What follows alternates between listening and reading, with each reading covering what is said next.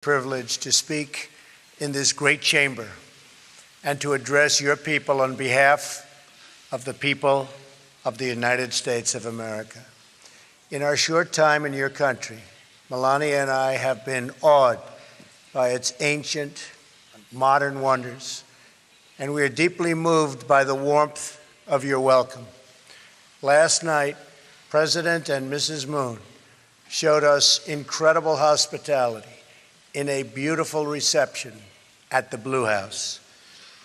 We had productive discussions on increasing military cooperation and improving the trade relationship between our nations on the principle of fairness and reciprocity.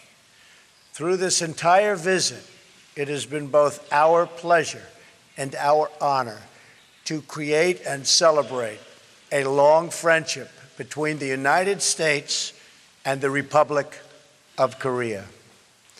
This alliance between our nations was forged in the crucible of war and strengthened by the trials of history. From the Incheon landings to Pork Chop Hill, American and South Korean soldiers have fought together, sacrificed together, and triumphed together. Almost 67 years ago, in the spring of 1951, they recaptured what remained of this city where we are gathered so proudly today. It was the second time in a year that our combined forces took on steep casualties to retake this capital from the communists. Over the next weeks and months, the men soldiered through steep mountains and bloody battles. Driven back at times, they will their way north to form the line that today divides the oppressed and the free. And there, American and South Korean troops have remained together holding that line for nearly 7 decades.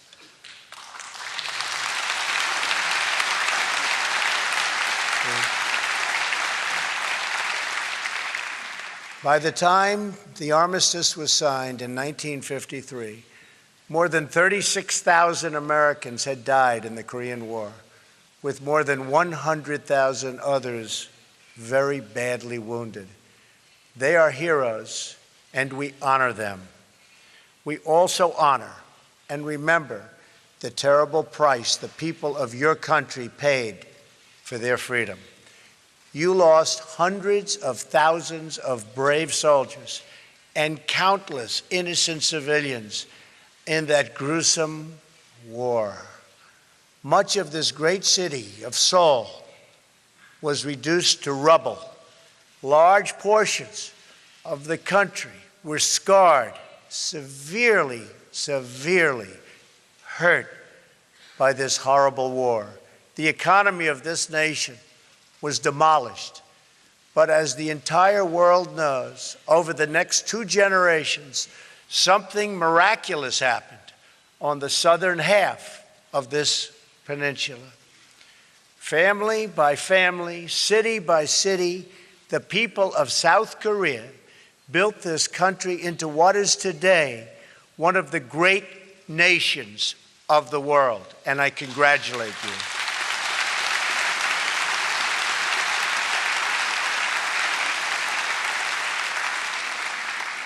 In less than 1 lifetime, South Korea climbed from total devastation to among the wealthiest nations on earth. Today, your economy is more than 350 times larger than what it was in 1960. Trade has increased 1,900 times. Life expectancy has risen from just 53 years to more than 82 years today. Like Korea, and since my election exactly 1 year ago today, I celebrate with you.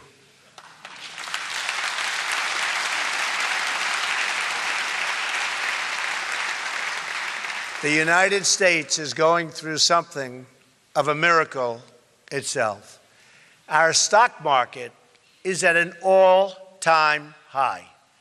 Unemployment is at a 17-year low. We are defeating ISIS. We are strengthening our judiciary, including a brilliant Supreme Court justice, and on and on and on. Currently stationed in the vicinity of this peninsula are the 3 largest aircraft carriers in the world, loaded to the maximum with magnificent F-35 and F-18 fighter jets. In addition, we have nuclear submarines appropriately positioned. The United States, under my administration, is completely rebuilding its military and is spending hundreds of billions of dollars to the newest and finest military equipment anywhere in the world being built right now. I want peace through strength.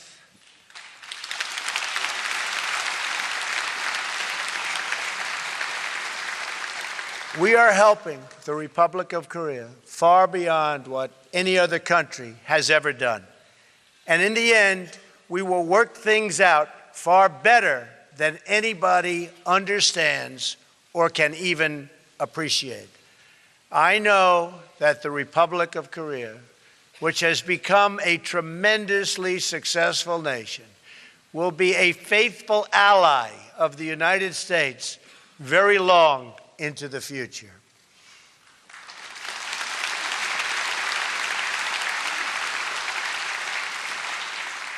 What you have built is truly an inspiration. Your economic transformation was linked to a political one.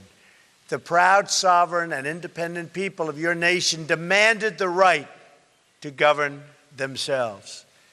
You secured free parliamentary elections in 1988, the same year you hosted your first Olympics.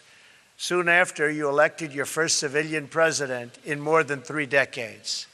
And when the republic you won faced financial crisis, you lined up by the millions to give your most prized possessions, your wedding rings, heirlooms, and gold luck keys, to restore the promise of a better future for your children.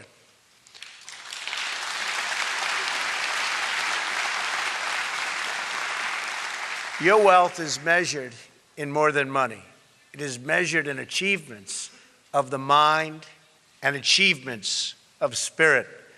Over the last several decades, your scientists have engineered so many magnificent things. You've pushed the boundaries of technology, pioneered miraculous medical treatments, and emerged as leaders in unlocking the mysteries of our universe.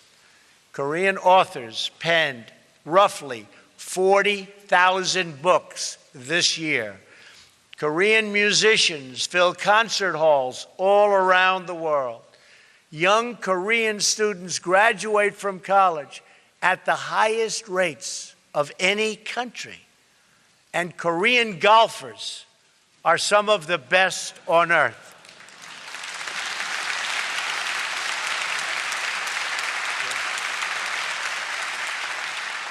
In fact, and you know what I'm going to say, the Women's U.S. Open was held this year at Trump National Golf Club in Bedminster, New Jersey.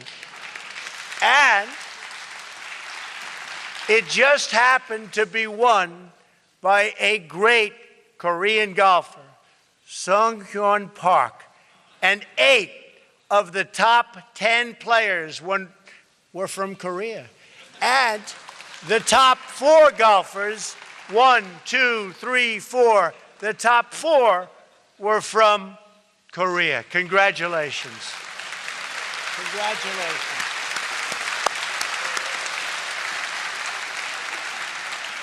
And that's something. That is really something. Here in Seoul, architectural wonders like the 63 building and the Lotte World Tower, very beautiful, grace the sky and house the workers of many growing industries.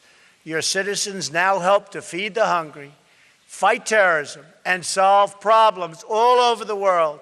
And in a few months, you will host the world, and you will do a magnificent job at the 23rd Olympic Winter Games. Good luck.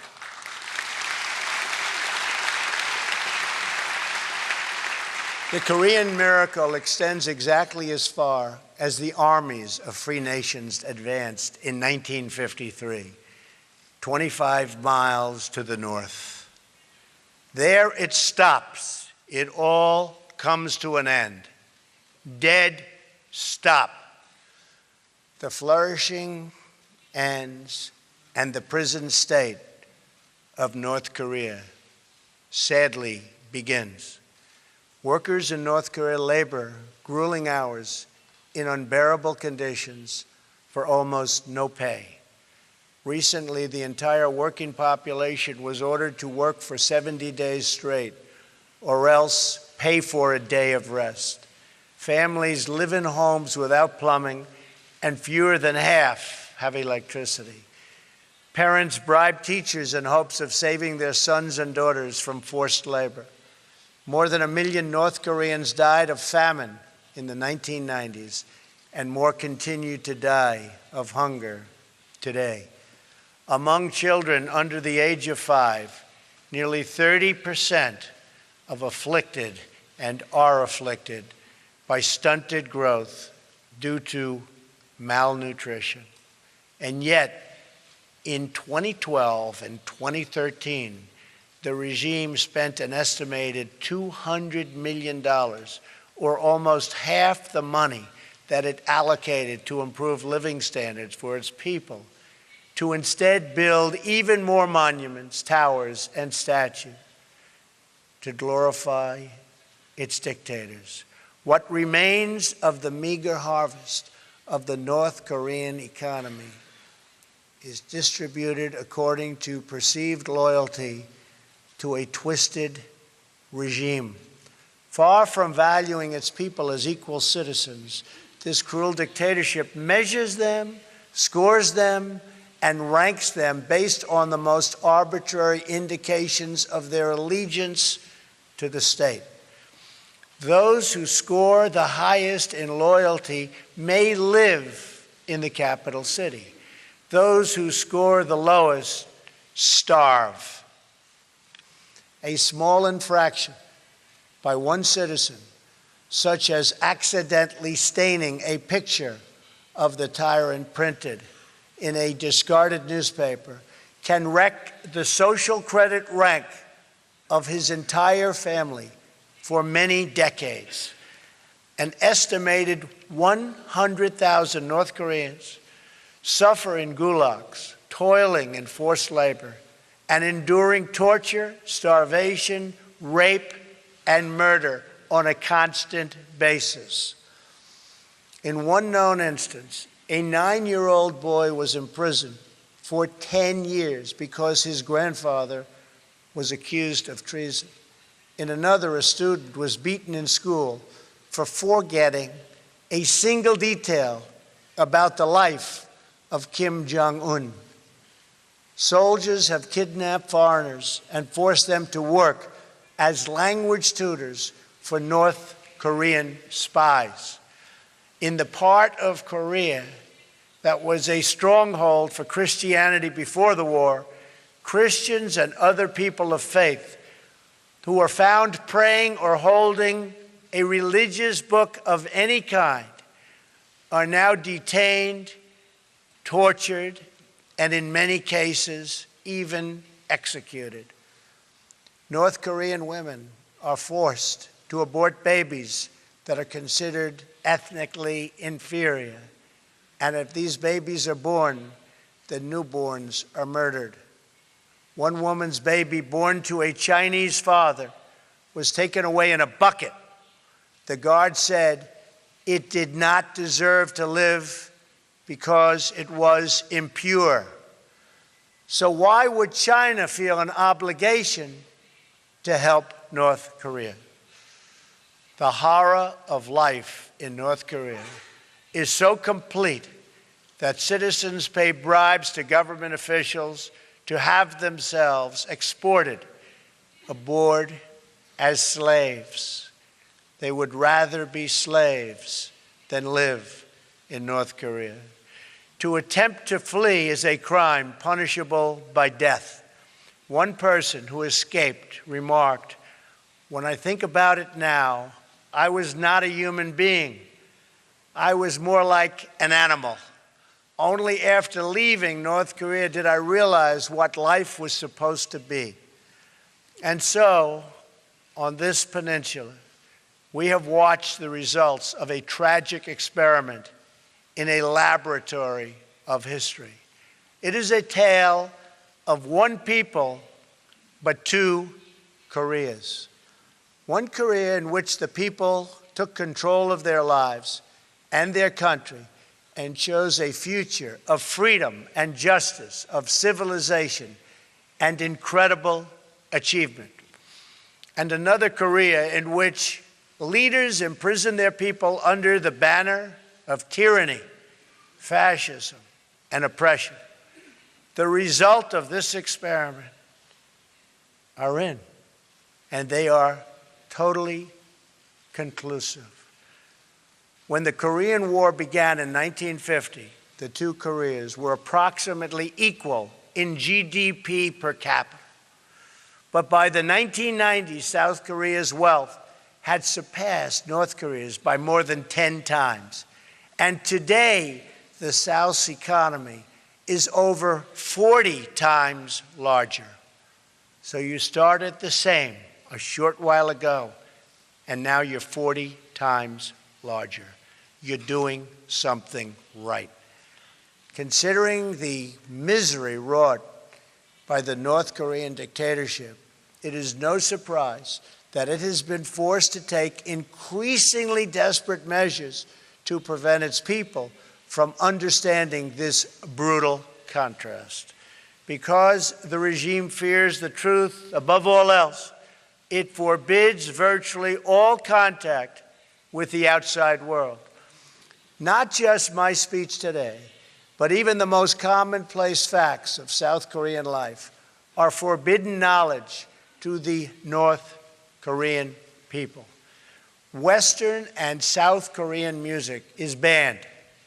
Possession of foreign media is a crime, punishable by death.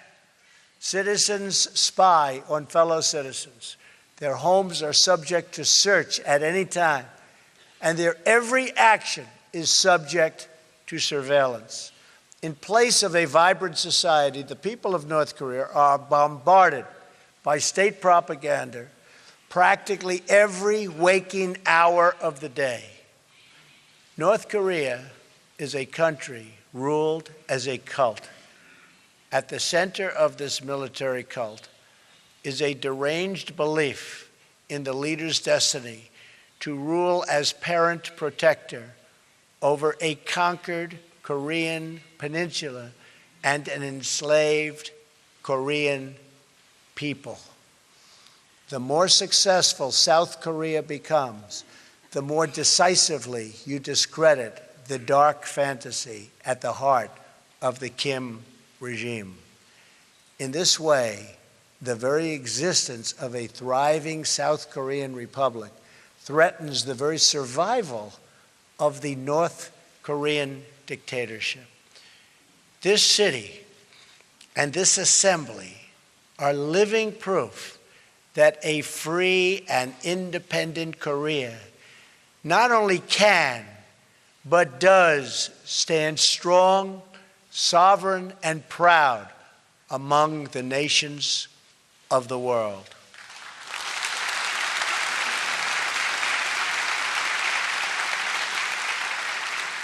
Here, the strength of the nation does not come from the false glory of a tyrant. It comes from the true and powerful glory of a strong and great people. The people of the Republic of Korea. A Korean people who are free to live, to flourish, to worship, to love, to build, and to grow their own destiny. In this republic, the people have done what no dictator ever could. You took, with the help of the United States, responsibility for yourselves and ownership of your future. You had a dream, a Korean dream, and you built that dream into a great reality. In so doing, you performed the miracle on the Han that we see all around us, from the stunning skyline of Seoul to the plains and peaks of this beautiful landscape. You have done it freely. You have done it happily. And you have done it in your own very beautiful way. This reality, this wonderful place, your success is the greatest cause of anxiety, alarm, and even panic to the North Korean regime. That is why the Kim regime seeks conflict abroad to distract from total failure that they suffer at home. Since the so-called armistice, there have been hundreds of North Korean attacks on Americans and South Koreans. These attacks have included the capture and torture of the brave American soldiers of the USS Pueblo, repeated assaults on American helicopters, and the 1969 drowning of a U.S. surveillance plane that killed 31 American servicemen. The regime has made numerous lethal incursions in South Korea, attempted to assassinate senior leaders, attacked South Korean ships, and tortured Otto Warmbier, ultimately leading to that fine young man's death. All the while, the regime has pursued nuclear weapons with the deluded hope that it could blackmail its way to the ultimate objective. And that objective, we are not going to let it have. We are not going to let it have.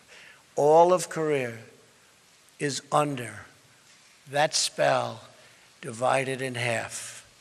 South Korea will never allow what's going on in North Korea to continue to happen.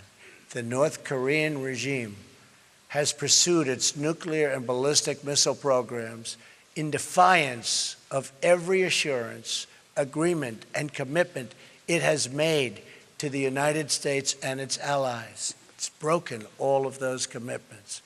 After promising to freeze its plutonium program in 1994, it repeated the benefits of the deal and then immediately continued its illicit nuclear activities. In 2005, after years of diplomacy, the dictatorship agreed to ultimately abandon its nuclear programs and return to the Treaty on Non-Proliferation.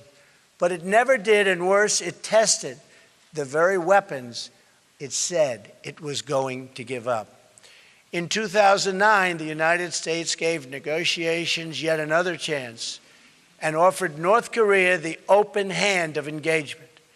The regime responded by sinking a South Korean Navy ship, killing 46 Korean sailors. To this day, it continues to launch missiles over the sovereign territory of Japan and all other neighbors, test nuclear devices, and develop ICBMs to threaten the United States itself. The regime has interpreted America's past restraint as weakness. This would be a fatal miscalculation. This is a very different administration than the United States has had in the past. Today, I hope I speak not only for our countries, but for all civilized nations. When I say to the North, do not underestimate us and do not try us. We will defend our common security, our shared prosperity, and our sacred liberty. We did not choose to draw here on this peninsula.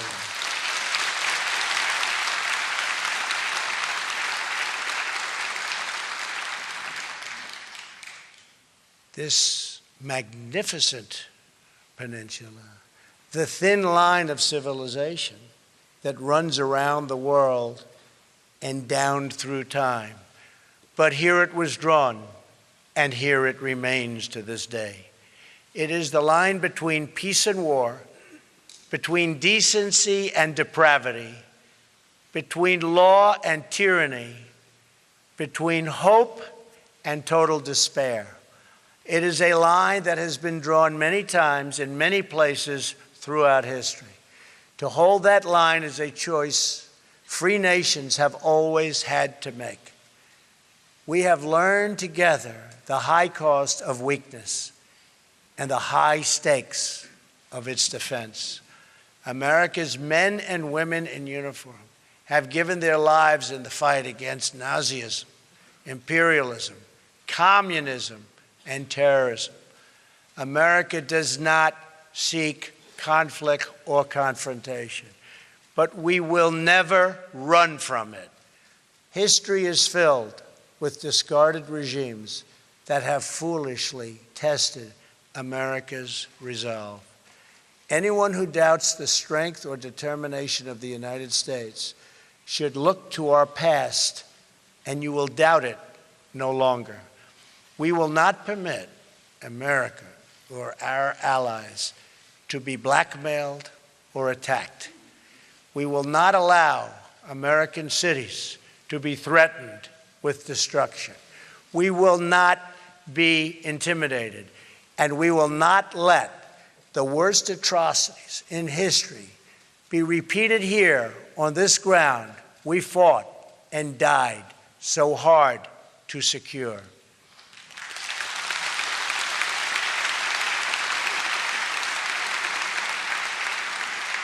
That is why I come here, to the heart of a free and flourishing Korea, with a message for the peace-loving nations of the world.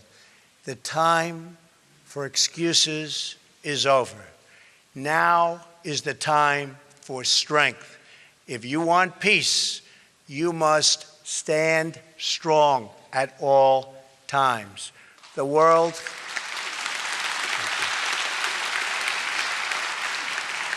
cannot tolerate the menace of a rogue regime that threatens with nuclear devastation.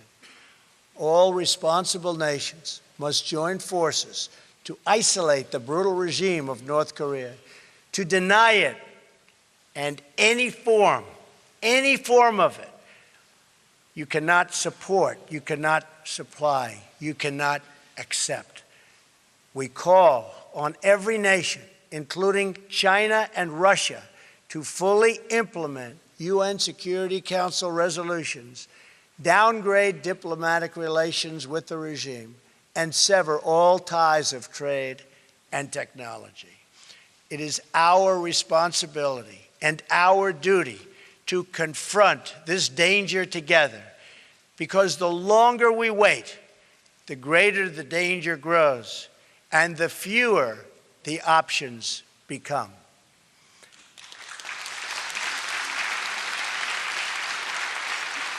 And to those nations that choose to ignore this threat, or worse still, to enable it, the weight of this crisis is on your conscience. I also have come here to this peninsula to deliver a message directly to the leader of the North Korean dictatorship. The weapons you are acquiring are not making you safer. They are putting your regime in grave danger. Every step you take down this dark path increases the peril you face. North Korea is not the paradise your grandfather envisioned. It is a hell that no person deserves. Yet, despite every crime you have committed against God and man, you are ready to offer, and we will do that. We will offer a path to a much better future. It begins with an end to the aggression of your regime, a stop to your development of ballistic missiles, and complete, verifiable, and total denuclearization.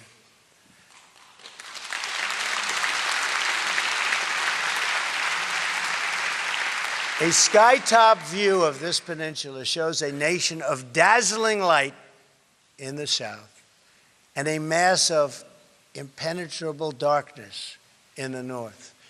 We seek a future of light, prosperity, and peace, but we are only prepared to discuss this brighter path for North Korea if its leaders cease their threats and dismantle their nuclear program. The sinister regime of North Korea is right about only one thing. The Korean people do have a glorious destiny, but they could not be more wrong about what that destiny looks like. The destiny of the Korean people is not to suffer in the bondage of oppression, but to thrive in the glory of freedom.